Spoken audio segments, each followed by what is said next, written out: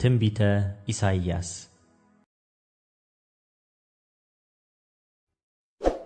ምዕራፍ 1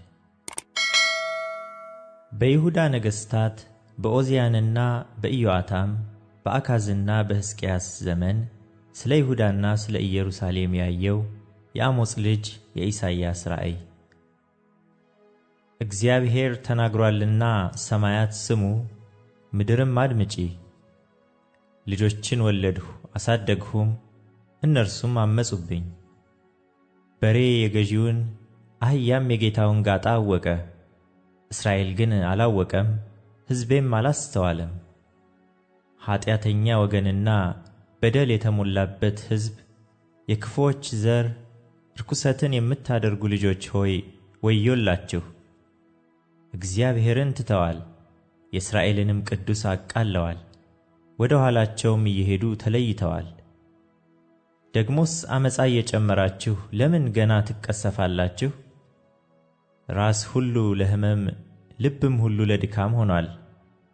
ከእግር ጫማ አንስቶ እስከ ራስ ድረስ ጤና የለውም።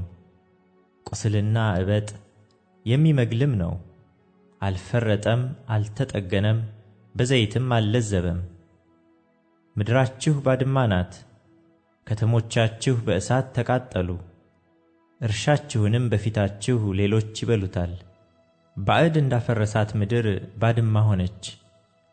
የጽዮንም ሴት ልጅ በወይን ቦታ እንዳለ ዳስ፣ በዱባ አትክልትም ውስጥ እንዳለ ጎጆ፣ እንደ ተከበበችም ከተማ ሆና ቀረች።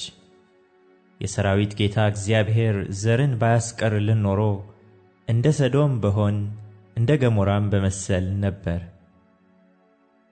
እናንተ የሰዶም አለቆች ሆይ የእግዚአብሔርን ቃል ስሙ። እናንተ የገሞራ ሕዝብ ሆይ የአምላካችንን ሕግ አድምጡ። የመሥዋዕታችሁ ብዛት ለእኔ ምን ይጠቅመኛል? ይላል እግዚአብሔር።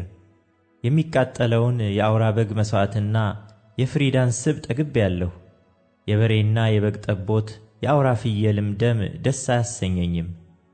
በእኔ ፊት ልትታዩ ብትመጡ ይህን የመቅደሴን አደባባይ መርገጣችሁን ከእጃችሁ የሚሻ ማን ነው? ምናምንቴውን ቁርባን ጨምራችሁ አታምጡ። ዕጣን በእኔ ዘንድ አስጸያፊ ነው። መባቻችሁንና ሰንበታችሁን በጉባኤም መሰብሰባችሁን አልወድም። በደልንም የተቀደሰውንም ጉባኤ አልታገስም። መባቻችሁንና በዓላቶቻችሁን ነፍሴ ጠልታለች። ሸክም ሆነውብኛል፣ ልታገሳቸውም ደክሜአለሁ።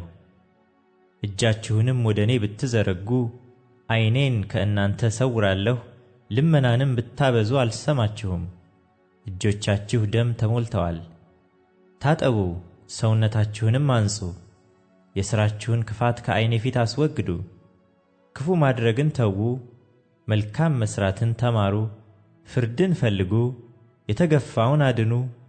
ለድሃ አደጉ ፍረዱለት፣ ስለ መበለቲቱም ተሟገቱ። ኑና እንዋቀስ ይላል እግዚአብሔር። ኀጢአታችሁ እንደ አለላ ብትሆን እንደ አመዳይ ትነጻለች፣ እንደ ደምም ብትቀላ እንደ ባዘቶ ትጠራለች። እሺ ብትሉ ለእኔም ብትታዘዙ የምድርን በረከት ትበላላችሁ። እምቢ ብትሉ ግን ብታምፁም ሰይፍ ይበላችኋል። የእግዚአብሔር አፍ ይህን ተናግሯልና።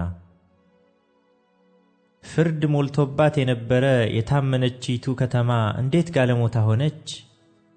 ጽድቅ አድሮባት ነበር፣ አሁን ግን ገዳዮች አሉባት።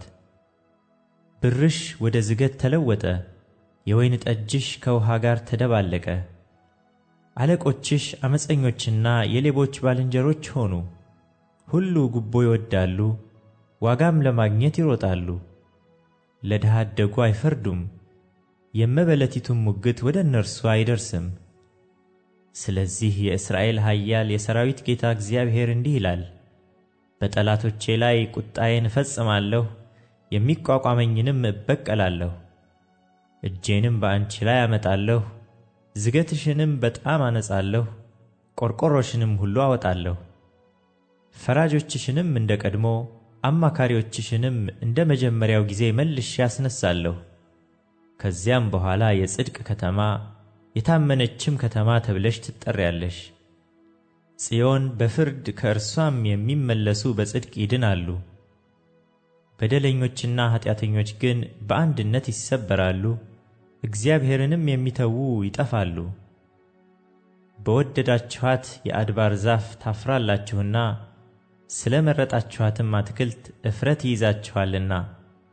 ቅጠሏ እንደ ረገፈ ዛፍ ውሃም እንደሌለባት አትክልት ትሆናላችሁና።